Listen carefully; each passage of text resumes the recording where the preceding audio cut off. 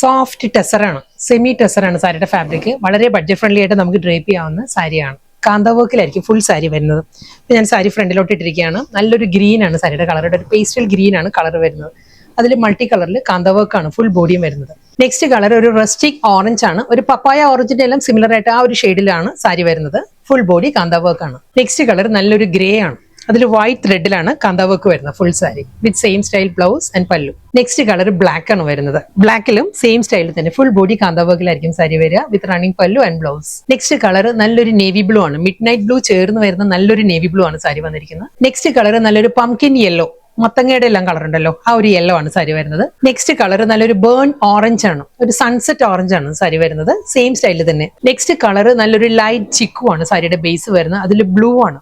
Next colour sapphire green സാരിയുടെ colour വരുന്നത്. Last സാരിയാണ് കേട്ടോ, ഇത് വരുന്നത് പേർഷ്യൻ റോസ് ആണ്, വാടാമുല്ല കളറാണ് സാരി വരുന്നത്. ഇതിൽ മൾട്ടി കളർ തന്നെ ഒരു കാന്ത വർക്ക് തന്നെ ആയിരിക്കും ഫുൾ സാരി വരിക വിത്ത് റണ്ണിങ് പല്ലു ആൻഡ് ബ്ലൗസ്.